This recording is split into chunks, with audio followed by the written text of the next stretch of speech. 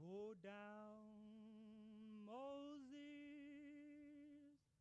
way down in Egypt land.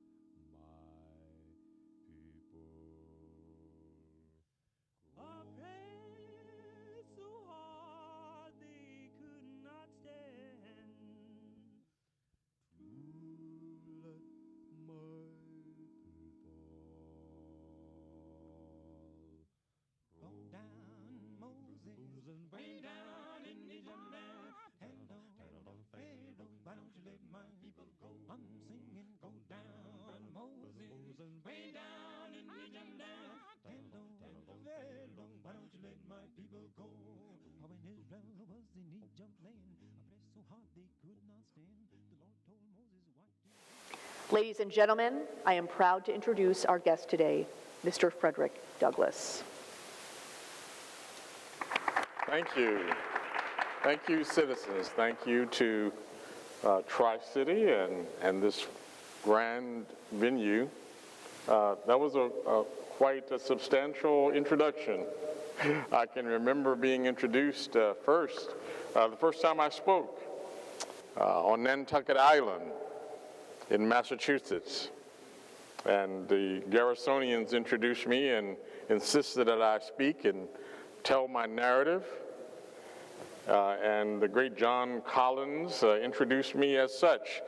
He said he is a graduate from the peculiar institution of slavery with his diploma written on his back. And so I'm very happy to be here. I'm here with unusual diffidence, and we're starting on time. And so hopefully we'll have some great questions from the audience today, and we'll have a great conversation on democracy. Obviously, you were a slave for many, many years. And at some point, your master, and his name was Thomas Ald. You have an image of Mr. Ald here, Captain Thomas Ald. Very interesting relationship with Mr. Ald as your other slave masters. The way they treated you was horrific, to say the least.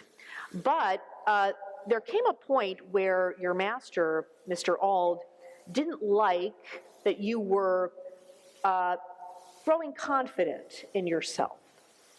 And this is what you mention in your autobiography entitled The Narrative of the Life of Frederick Douglass, an American Slave. You said, "My master and myself had quite a number of differences. He found me unsuitable to his purpose. My city life," he said, "had a very pernicious effect upon me. It had almost ruined me for every good purpose and fitted me for everything which was bad. One of my greatest faults was that of letting his horse run away and go down to his father-in-law's farm, which was about 5 miles from St. Michael's. I never left hungry at Master William Hamilton's house, no matter how great the need of my speedy return. Master Thomas at length said he would stand it no longer. I had lived with him 9 months, during which time he had given me a number of severe whippings, all to no good purpose. He resolved to put me out, as he said, to be broken. And for this purpose, he let me for 1 year to a man named Edward Covey. Mr. Covey was a poor man, a farm renter. Mr. Covey had acquired a very high reputation for breaking young slaves. And this reputation was immense value to him. Can you talk about your experience with Mr. Covey, Mr. Douglass? Yes, well, you're bringing back memories. Of course, Mr. All had a brother, Hugh All, who lived in Baltimore. And so until I was around 8 years old, I was on that plantation, and they sent me to Baltimore to live with Hugh and Sophia All. And of course, they had never owned slaves before. I was there to be the helpmate for their young son, Master Thomas. And Mrs. All risked her reputation. She was a very kind woman who loved to read, and she would read and share an A, B, or C with me. And of course, once I had a few words to describe my misery as a slave, my mind became free, and thus my body had to follow. You see, you cannot enslave a freed mind. Once your mind is free, your body has to follow. And so it was not in short order that after a few words that I could describe my misery, that I started thinking about escaping, and I started to change. And Mr. Hugh, he noticed this change, and he went to his wife. He said, "Sophia, I understand you're teaching Freddie how to read." And she said, "Yes, husband. What harm could it do?" And he said, "Well, you know that's against the rules.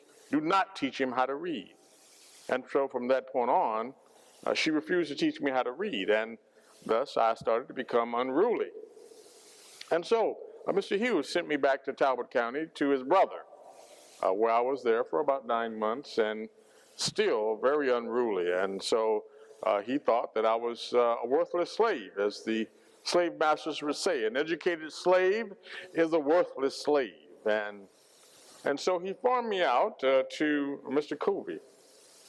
And Mr. Covey had a reputation as a notorious slave breaker. You see, the hierarchy of a plantation would be that of the master, Captain Anthony, the overseer, who was the foreman on the farm, who would oversee the slaves on their daily occupations, apply the lash when necessary and when unnecessary, certainly.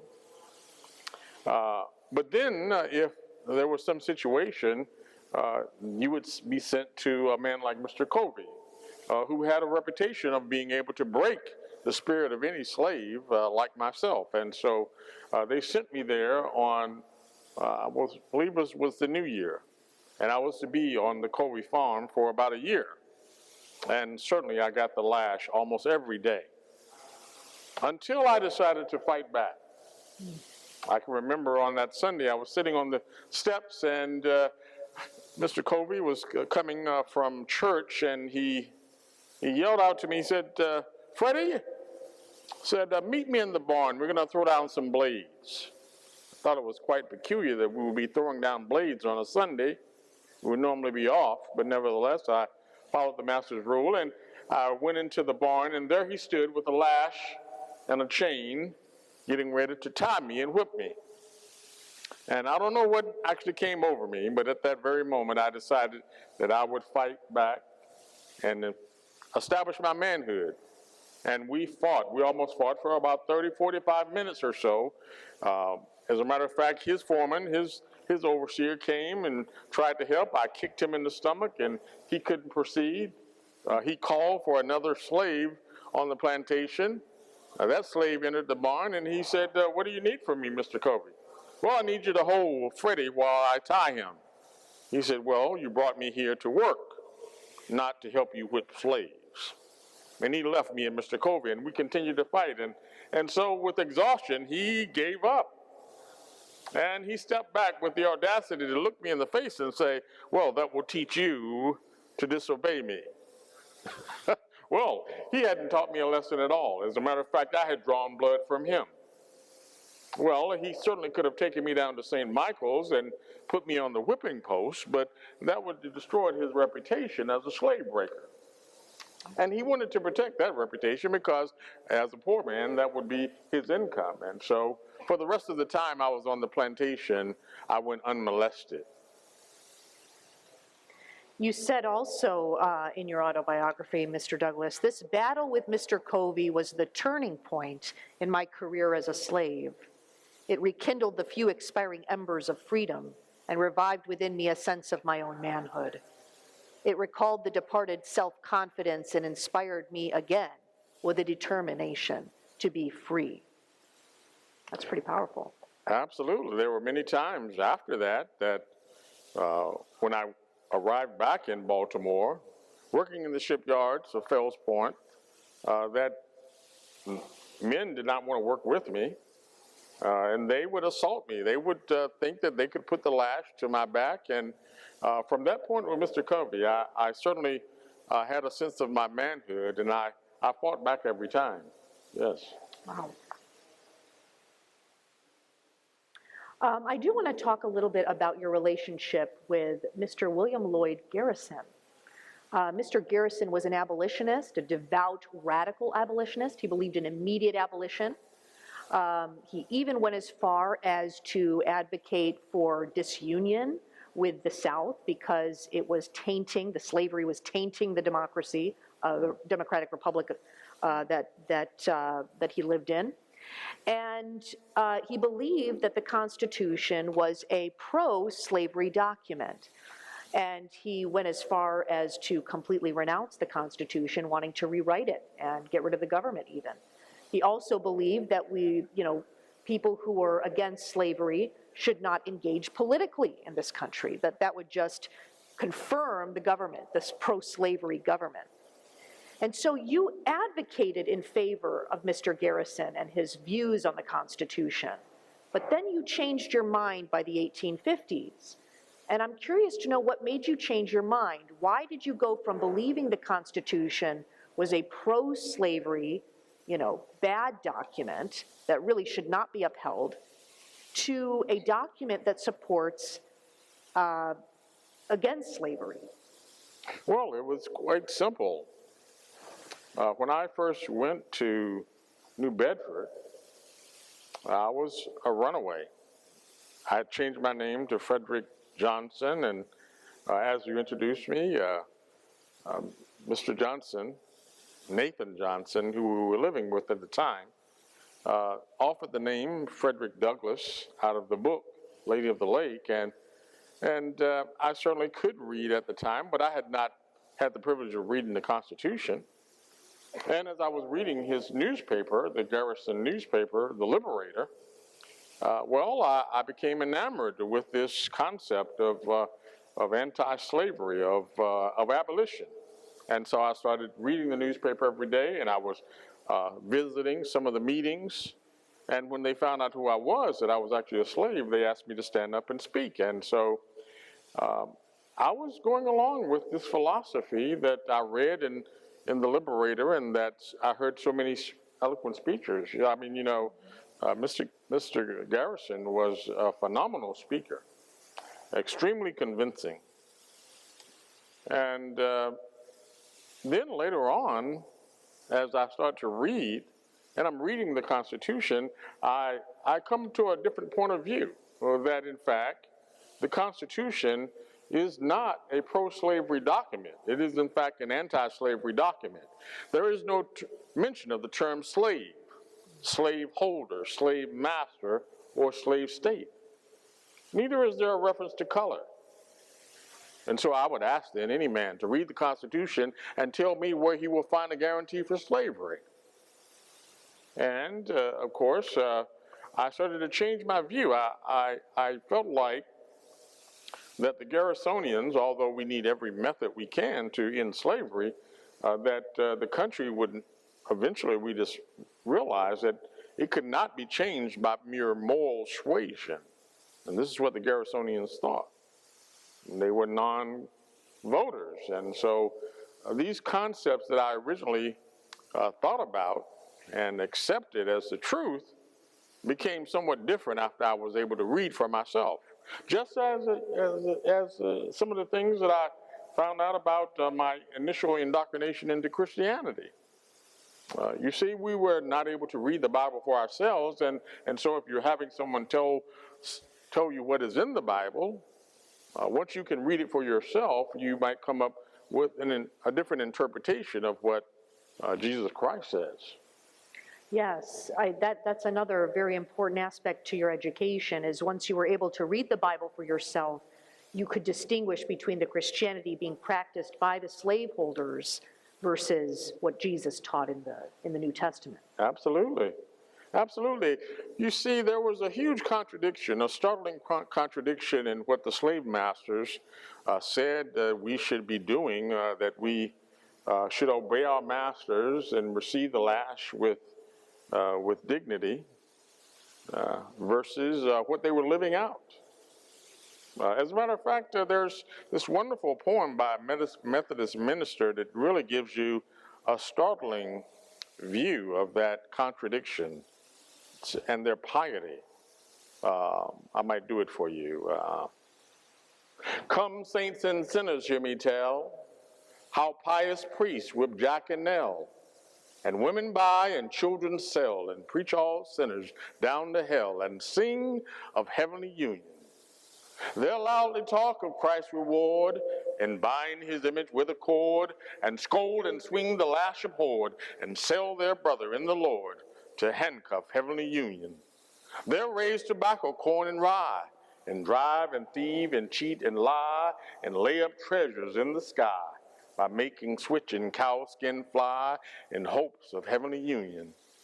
Love not the world, the preacher said, and winked his eye and shook his head, then seized old Tom and Dick and Ned, cut short their meat and clothes and bread, and still love heavenly union. Another preacher whining spoke of one whose heart for sinners broke. He tied old Nanny to an oak and drew the blood with every stroke and prayed for heavenly union. All good from Jack another takes and entertains their flirts and rakes. They dress as sleek as glossy snakes and cram their mouths with sweetened cakes. And this goes down for union. And so you see, when you see this kind of contradiction, you might assume that Jesus Christ is the culprit of all of this. But I soon began to realize that slavery was not started by God, but man. And not by color, but crime. Wow, that was very powerful, Mr. Douglass. Thank you for sharing that amazing poem. I do want to ask you some questions relating to, for example, you mentioned that you switched from moral suasion to believing that one had to be engaged in society and politically engaged for there to be real change. Yeah. And so I want to ask you, what were some of the changes you believed needed to be made, specifically for African Americans, come the time of just prior and just when the Emancipation Proclamation was signed and African Americans who were enslaved were freed in the Confederate States? What did you push mostly for them? Well, the first thing, of course, is that in our Constitution, it's certainly written from a patriarchal point of view, and there was certainly a lot of ambiguity in the text of the Constitution. And so you just take the term man. What does man mean in the definition of the Constitution? Written by the patriarchs and the founders of the country, it meant man, white man. It did not mean women. It did not mean the black man. Certainly did not mean the black woman. And so to fight for the Constitution and understand that it is not a dead letter but a living idea, this idea of a more perfect union, that we are striving for a more perfect union, that it takes civic engagement. Yeah, there's really literally theoretically two constitutions, one on paper and then one, the government itself, and then one led by the people. And so with the people being of civic responsibility, they determine what the Constitution and what this country will become. And so this is why we were wanting to make amendments to the Constitution to redefine the definition of man, and that the black man would be a citizen in whole part, fully enfranchised in American society. That man also meant woman. And then the 14th Amendment to have equal protection under the law. And of course, if you're going to be fully enfranchised in American society, you should be able to vote, men and women. So let's talk a little bit about getting that vote, right? Normally, once you're freed, it should just be obvious that you become a citizen automatically and you should have the right to vote. But that did not happen for African Americans, you know, before the Civil War, I'm sorry, after the Civil War, even after the 15th Amendment was passed, you had a lot of chaos in the South that was keeping African Americans from practicing the franchise. So I wanted to know, first of all, how your relationship with, say, President Lincoln was. You know, you seem to really disagree with Lincoln in his view on colonization. Lincoln believed that African Americans should be freed, but they should be sent to Africa or to the Caribbean, and so this idea of emigration or colonization was very popular among white men and abolitionists. And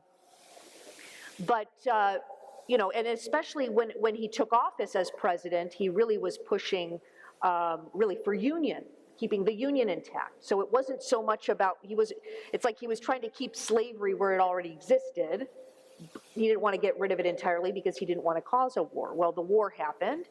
And so what are your thoughts on Lincoln, and how did those thoughts change over time? Because I know that was a very complicated relationship. And how were you able to push for the voting franchise for African Americans? Well, I had certainly been following Abraham Lincoln even when he was in Illinois, and he was running for senator of Illinois, running against Stephen A. Douglass, the Douglass with one S, the lesser Douglass. And Mr. Lincoln was a very strategic man who understood the power of the newspaper, and so all of the speeches, all the debates that he made in opposition to the argument of Stephen A. Douglass were reprinted, and so that gave me an opportunity to read Mr. Lincoln's statements and understand that he was trying to draw, as most politicians do, a thin line in where he would stand to garner votes. And so he drew this line that the slaveholders in the South could keep their slaves, but he was against westward expansion of slavery. And so that allowed him to have some votes on either side. And in following all of this, as he made it to the White House, I realized that this was a man that I should support as far as the presidency goes.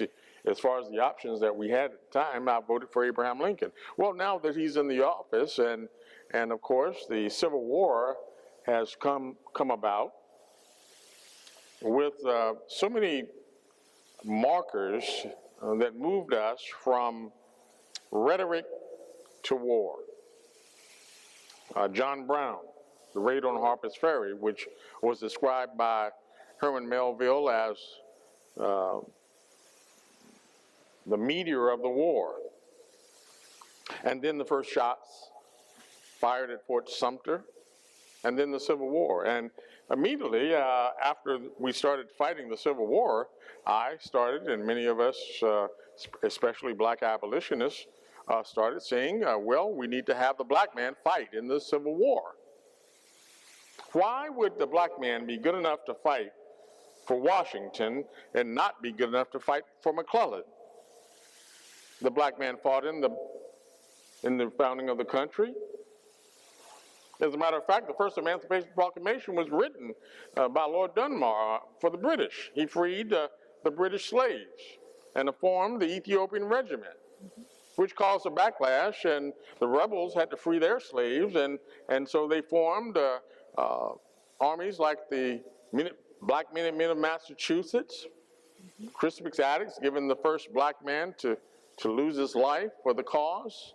Even women, Mum Bet, a black woman, fought in the Revolutionary War. And so we were making this argument to Abraham Lincoln and his staff and his generals. And then, of course, with the help of General Butler down at Fortress Monroe, when he signed the Contraband Clause, then they literally were able to see the numbers of black men who were escaping and coming to Fortress Monroe, and they realized the strategic advantage of having the black man fight. And so they decided to let the black man fight, and I immediately went into action. My sons Charles and Lewis joined the 54th Regiment. We sent my son, Frederick Jr., down to the Mississippi Valley. He recruited soldiers down there. We raised a whole 900 for the 29th Infantry Division in Connecticut and New Jersey. And so we were willing to fight for the cause, even though we committed ourselves to the country in the founding. Slave emancipation was not guaranteed, and then with the Civil War, the black man's emancipation was not guaranteed. We were going on a hypothetical wish, a hope that this would mean our emancipation. And so Abraham Lincoln, being a very prudent man, eventually decided that he would be able to draft a document that could solve this dilemma, and he drafted the Emancipation Proclamation. Mr. Douglass, right behind you is your son, Charles Raymond Douglass, who served in the 54th Regiment. Handsome young man, yes. Yes, very handsome. And then of course, Lewis Henry, Yes. also, who served on the front lines in the 54th Massachusetts Regiment. And, you know, both your sons got very sick during the war, but they really, they were discharged with awards. Yes, for their one service. became a first sergeant, the other a sergeant major, yes. But they still struggled finding jobs after the war, and I know that was a big, but you certainly wrote on their behalf. You helped, for example, Lewis Henry wanted to be a printer. You agitated for him to get a job. Yes. Well, all the black men who served struggled because after we committed ourselves, we were not afforded the guarantees that they said they would give us. And I had to meet with Abraham Lincoln to file grievances, 3 grievances. Firstly, that the black man would receive an equal wage.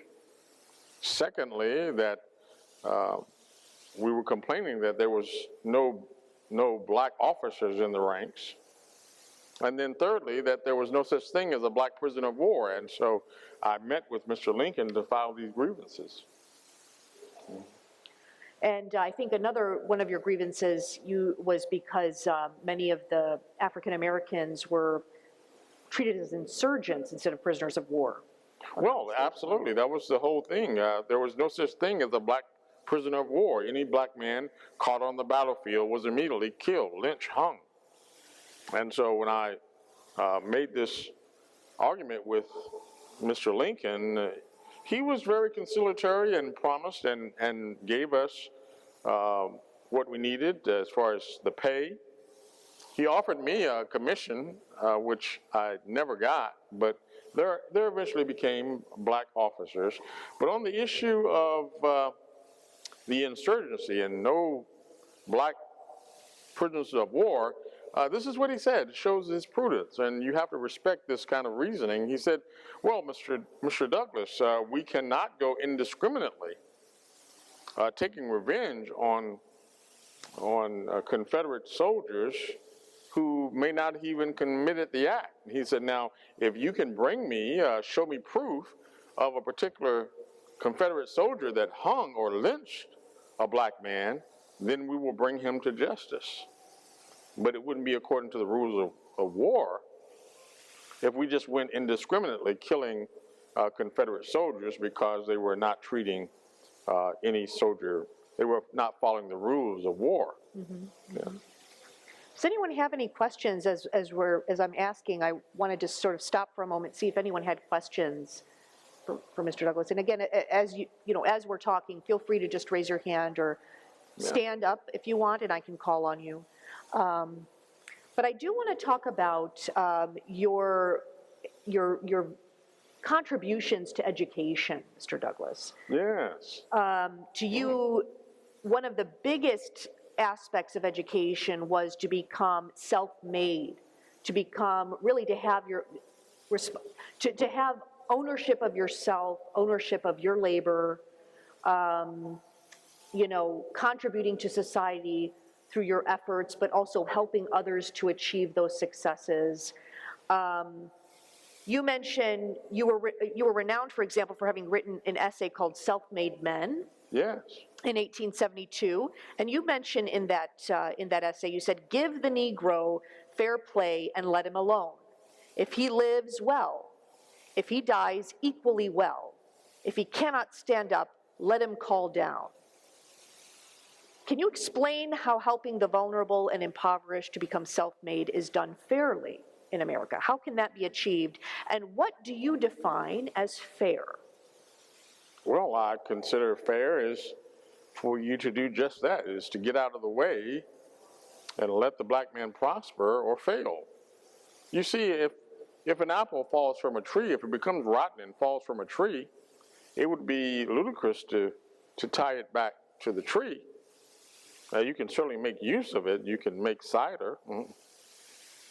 But it would equally be as catastrophic to take an apple from the tree before it is ripened. And so this is the plight of so many black men and women and even white women, that they would be robbed of their potential by taken from the tree before it is ripe, given the opportunity to grow.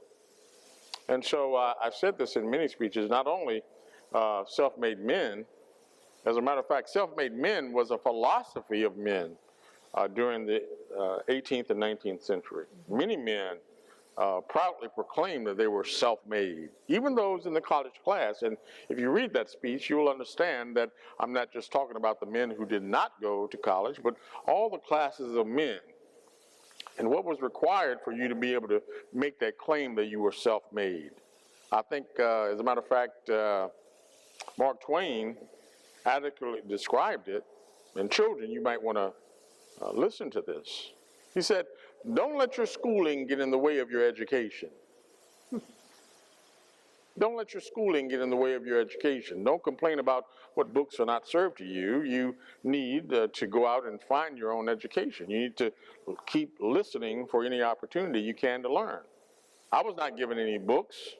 I was not permitted to go to school. I primarily taught myself how to read and write. As a matter of fact, let me take this opportunity right here we have young people in the class here. Let me bring some of them up. And, well, young man, young master right here, stand up, please. Come up. Give him a round of applause. Let him, yeah. You see, yes. And what is your name, sir? Connor. Yes, Connor, stand right here and face the audience. Well, Connor, I think you'll play the role today of Master Thomas, who I was serving as his butler when I was in Baltimore. And of course, Master Thomas was being sent to school. His parents were sending him to school because, why? They realized that it was easier to build strong children than repair broken men, right? And so, do you think I went to school as well? When I walked you to school, did I go in? No, I did not go in.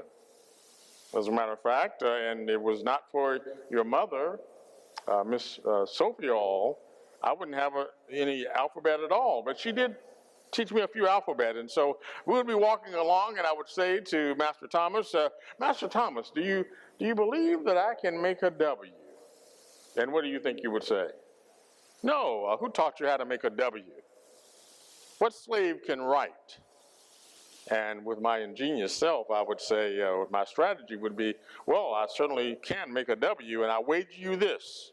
If I make a W in that sand, you show me how to make a Q. Do we have a bet? Let us shake on it. Well, let me go. All right? And Master Thomas, is that not a W? Well, come. Show me the Q. Ah, I see. Looks like a O with a swish, maybe? Is that a Q? Well, I have a new alphabet. Now, can you imagine? You're probably given your alphabet in a song. All the letters in one song. And I have to steal an alphabet from you. Have to steal a word. I might offer the boys a biscuit from the morning's table and say, well, if I'll give you this biscuit if you're hungry, it will be food for your stomach, and a word from your notebook would be food for my brain. This is how I did it. And then in Baltimore, I'm living on the streets of Baltimore, and shining shoes, trying to supplement my income. I could remember saying to the men walking down the street, "Sir, 5 cents to shine your shoes, 1 cent to dust you off." And with 75 cents, I purchased his book, The Columbian Orator. And in it, great speeches and poems and such. And the very first poem that I learned how to recite. Matter of fact, would you help me read it, sir? And we need one other reader. Young lady, would you like to come and help us read the poem? Give her a round of applause, please. Yes, and so you stand here beside the young master right here, and I'll get on this side. I'll come around here. We don't want to get out of the range of the man holding the Duratype. Yes, and so this is the poem. And you hold the poem, and we'll recite this poem in a call and response format. I will say the line, and then you all repeat after me. And you can read. And are you ready to read? And are you ready to listen? Well, let us read. You'd scarce expect one of my age. Now, speak loudly now. This is the, you're learning to be an orator. You have to speak loudly. All right, let's start over. You'd scarce expect one of my age. Scarce expect one of my age. To speak in public on the stage. Speak in public. And if I chance to fall below. Chance to fall below. Demosthenes or Cicero. Don't view me with the critic's eye. Don't view me with the critic's eye. But pass my imperfections by. But pass my imperfections by. Large streams from little fountains flow. Large streams from little fountains flow. Tall oaks from little acorns grow.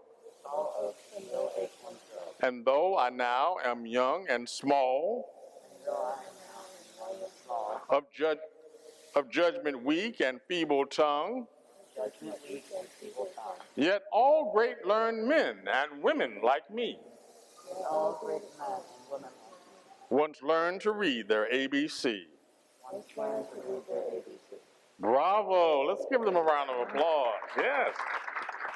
Now, a young lady, and you understood that I made an alteration to the text there.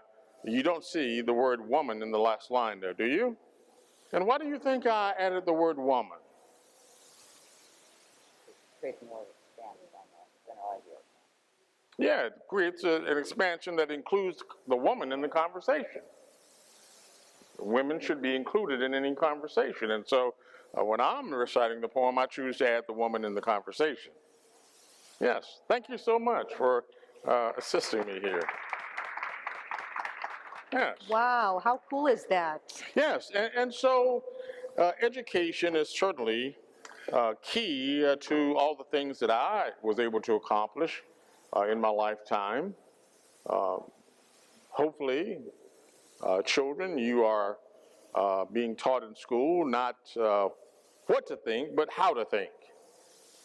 That you're reading both books of opposing arguments. That's why I came here to the Western College here and spoke to the debate team. They were used to making arguments of both sides, and then the people in the audience would make up their own intelligent mind. This is what teaches you how to think. And so this is the importance of education.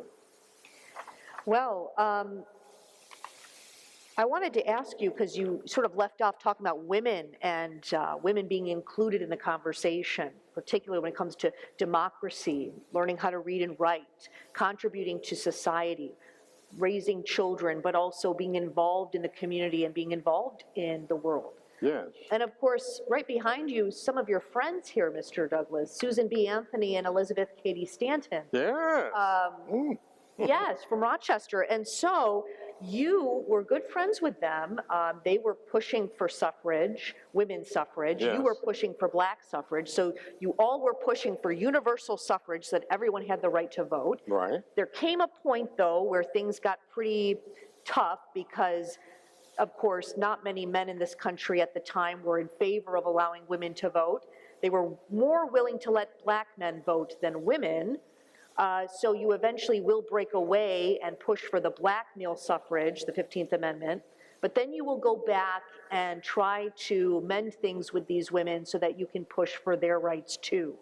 Yeah. So, curious, why should women be involved in the democratic process? And, you know, what was your experience working for the suffrage movement?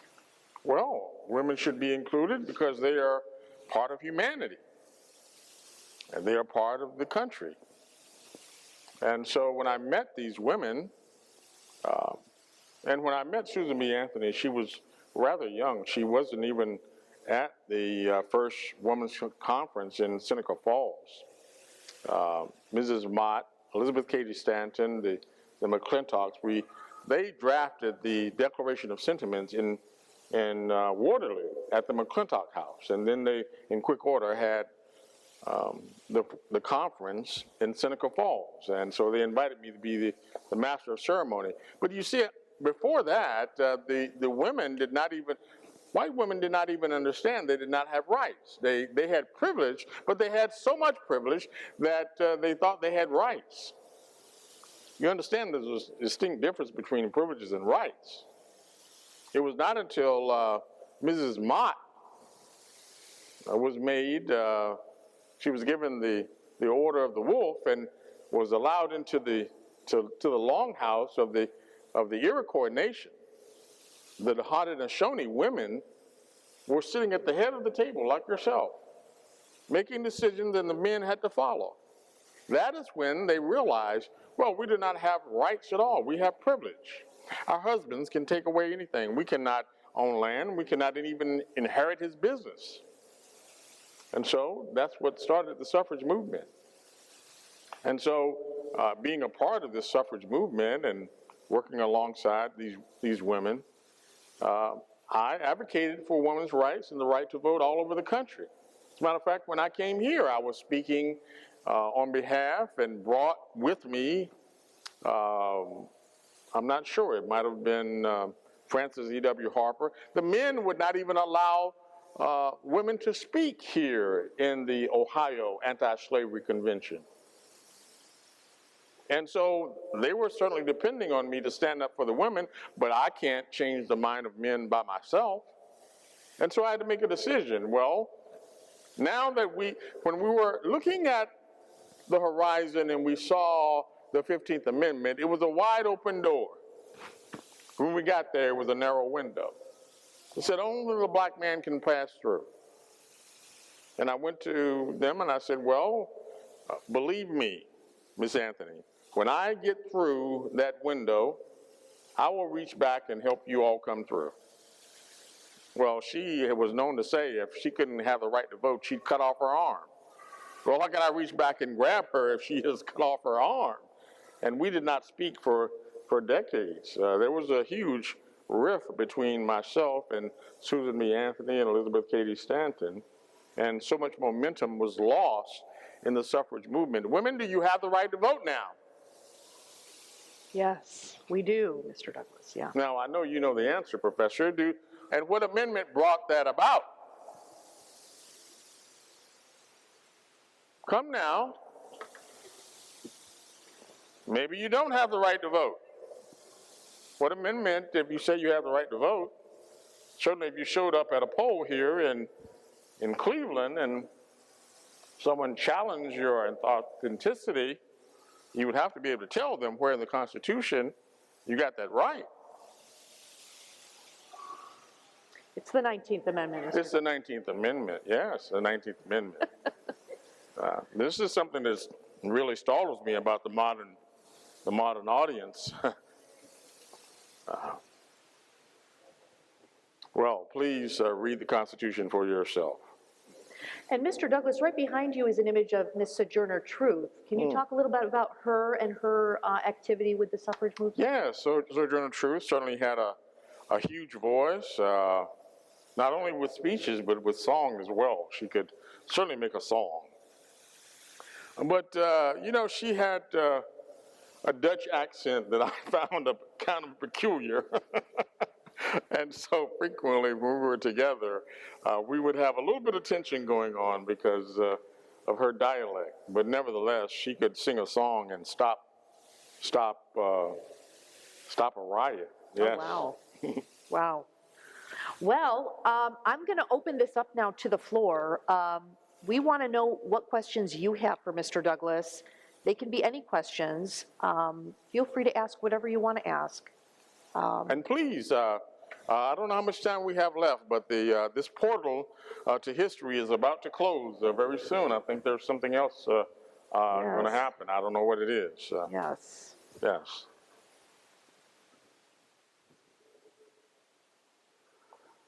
Yeah, Yes, sir. Yes, sir. Oh, are you now? And where did you live in Rochester?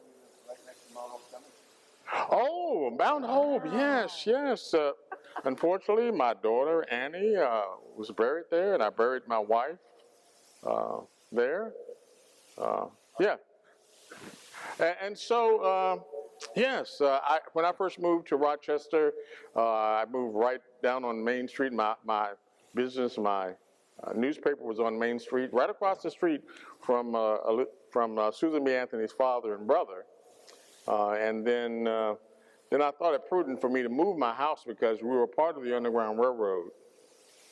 And so I moved from downtown to South Avenue out in the country, where if some runaways came through my home, they would certainly be not seen. Yes, but I spent almost 3 decades there, and I went there for 2 particular reasons. One was to start my newspaper, and the other, I thought I could get my children a good education up there. And got to Rochester and immediately enrolled Rosetta and Charles and Lewis in school, and quickly got a letter from the headmaster, from Rosetta's headmaster, Headmaster Susan, and she said, well, it seems that the girls don't want to sit beside Rosetta in the class. Well, it was quite peculiar that the girls would be complaining. So I went to see the headmaster, and I said, what is going on here? And she said, well, to be frank with you, Mr. Douglass, the parents have complained. They don't want your daughter in class with them. This is even in the North. And so I said, well, we need to do something about this. She said, well, the best I can do is to take a vote. Now, it won't be a Democratic vote. If there's one dissension, your daughter will not be able to stay in class. And they took a vote, and it was one dissenting vote.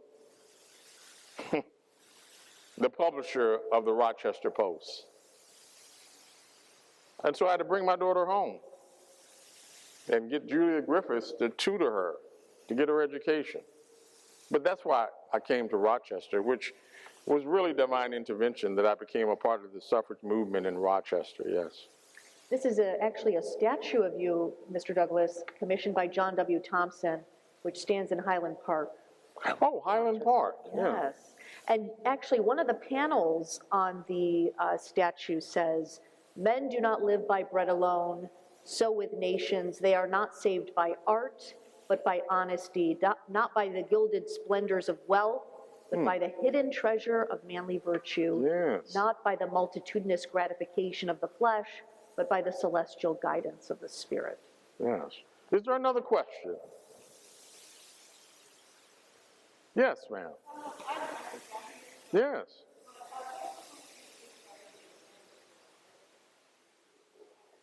Well, you know, I was, when I was in New Bedford and I was reading the Liberator newspaper with Mr. Garrison, certainly they were making the case for the abolition of slavery. But then I was writing articles and commentaries in that newspaper, and, well, the ink got on my fingers. And so when I was in England, and I spent 21 months in England and Ireland, they helped me raise money to start my own newspaper. So I went to Rochester and started my own newspaper, the North Star, in which I would give the black man's point of view and write a newspaper that really, I mean, I wasn't the first. There were many black presses in America, and hopefully in this modern era, the black press is still alive. And so that's what I did. I started my own newspaper, and I wrote about many things, not just about the Underground Railroad and abolition, but I would repost poetry and excerpts of Uncle Tom's Cabin and so many things to make it a readable newspaper, and that everybody would see the point of view of ending slavery in this country. Yes. Do you read the black press today, ma'am? And what is the black press here in Cleveland? Excuse me? Call-in Post. Oh, I see. Well, here. Yes. Any other questions? Yeah, go ahead. Yes. Please stand up, sir, and speak loudly.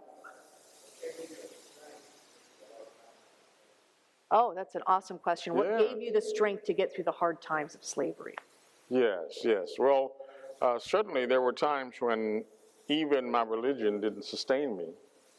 When I was on that plantation with Mr. Covey, he had come very close to breaking my spirit. I could remember sitting right on the shore there, a few blades from his house, and looking at the ship sailing up the Chesapeake Bay. And it was only the white billowing sails, young man, that gave me some hope, that reminded me of that they were sailing north and there was free territory. I could have certainly, at that very moment, killed myself, but I decided either I will kill myself as a slave or I will die trying to escape. You see, I prayed for 20 years for my freedom. It was not until I prayed with my legs that I attained my freedom. Yes. And kind of going along with that, Mr. Douglass, very interesting, towards the end of Master Ald, Thomas Ald's life, your former master, I should say, as he lay on his deathbed, he asked to see you, and you went to go see him. And Thomas Ald told you, he said, "Frederick, I always knew you were too smart to be a slave, and had I been in your place, I should have done as you did." And then you responded to Mr. Ald, you said, "I'm glad to hear you say this. I did not run away from you, but from slavery." What gave you the strength to go see your former master and forgive him?